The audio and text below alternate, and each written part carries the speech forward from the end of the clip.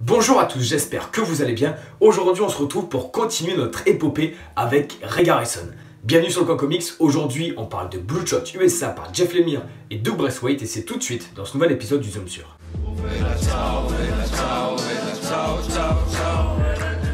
Au début de Bloodshot USA, Ray Garrison, alias Bloodshot, est au même point qu'à la fin de Bloodshot Reborn, tome 4. Il est avec son équipe de Bloodshot et il a emprunté un radeau dans le but de rejoindre la côte avec ses amis. Sauf qu'au même moment, il se passe quelque chose de clairement pas terrible à New York. Le directeur du projet Rising Spirit, le projet Rising Spirit c'est la société qui a créé Bloodshot, est en train de mettre la pagaille dans la ville. Eh oui, le directeur du projet Rising Spirit a une idée complètement folle. Il a décidé de créer le virus Bloodshot et ce virus transformera toute personne contaminée en Bloodshot.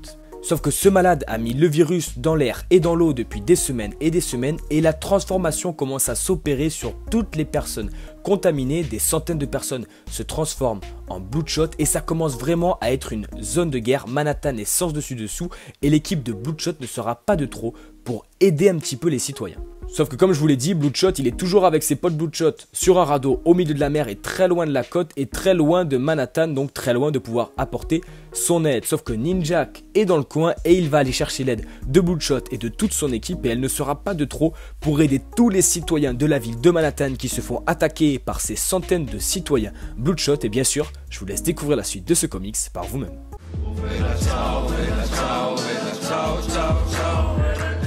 Sur Bloodshot Reborn, Jeff Lemire m'a clairement épaté autant au niveau de la trame, des cliffhangers et des retournements de situation. Il faut le dire, Bloodshot USA c'est clairement la conclusion à Bloodshot Reborn et le niveau de Jeff Lemire ne descend pas du tout. Et pourtant, devant le comic, j'ai eu un petit peu peur parce que j'ai vu qu'il y avait seulement 4 issues sur Bloodshot USA. Et je me suis dit qu'il allait devoir développer son histoire et conclure le run de Bloodshot Reborn par USA en seulement 4 chapitres. La tâche était compliquée à réaliser, mais chapeau l'artiste, le résultat est là. Entre Bloodshot Reborn et Bloodshot USA, il n'y a clairement pas hésité une seule seconde. Pour moi, Doug Braithwaite, le dessinateur de Bloodshot USA, est clairement au-dessus de tous les autres dessinateurs de Bloodshot Reborn. Il est clairement, pour moi, mon préféré. Il arrive à retranscrire les expressions du visage, les personnages d'une manière totalement magnifique. Les scènes d'action, et il y en a énormément des scènes d'action dans Bloodshot USA, de manière magistrale. Et ses traits sont fins, précis et détaillés. Et c'est tout ce que j'adore chez un dessinateur.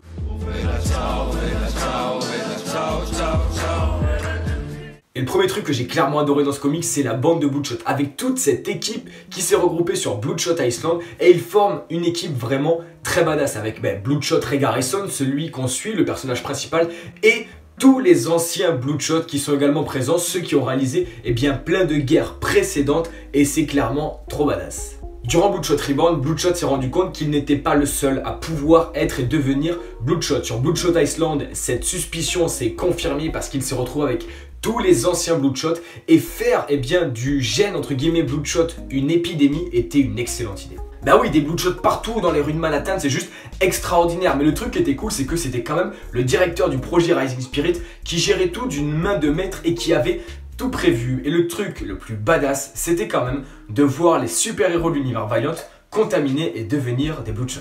J'ai également adoré le retour de Kai dans ce comics. Kai, c'est la géomancienne. C'est un personnage qui avait dans le comics The Valiant et qui a clairement eu des bricoles. Et là, elle revient dans Bloodshot USA. Je vous laisse découvrir son histoire et ce qui s'est passé. Mais sa relation avec Ray Garrison est très particulière et va un petit peu mettre la zizanie dans le couple Bloodshot-Maggie.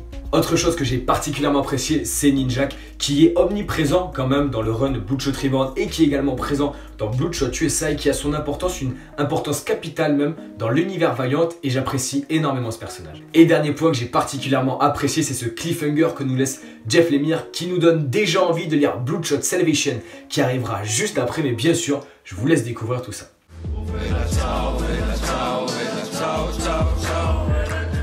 Comme je vous l'ai dit, Jeff Lemire réalise un vrai coup de brio en développant ce comics en seulement 4 issues. Mais justement, c'est un petit peu dommage qu'il y en ait seulement 4 et 1 ou 2 issues de plus aurait pas été trop. Ça aurait clairement pas été trop, surtout sur le développement de Kai et de la fin de Bloodshot USA. Parce que la fin est excellente, mais je pense qu'1 ou 2 issues de plus pour développer un petit peu certains points qui sont un petit peu sprintés sur la fin du comics n'aurait pas été trop.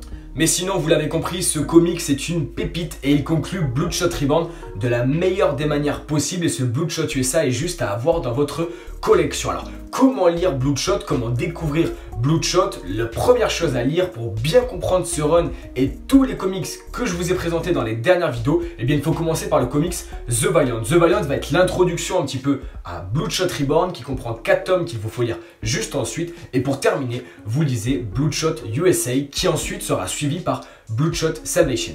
Et juste avant The Valiant, vous pourrez bientôt découvrir l'intégrale Bloodshot qui comprendra toutes les histoires précédentes à tout ce que je vous ai présenté, mais ça, on en parle bientôt sur la chaîne. J'espère que cette vidéo vous a plu. Si c'est le cas, dites-moi dans les commentaires ce que vous avez pensé de la vidéo et pour ceux qui ont lu le comics, ce que vous avez pensé de ce récit. Portez-vous tous très bien, on se retrouve très vite pour de nouvelles vidéos. Ciao tout le monde.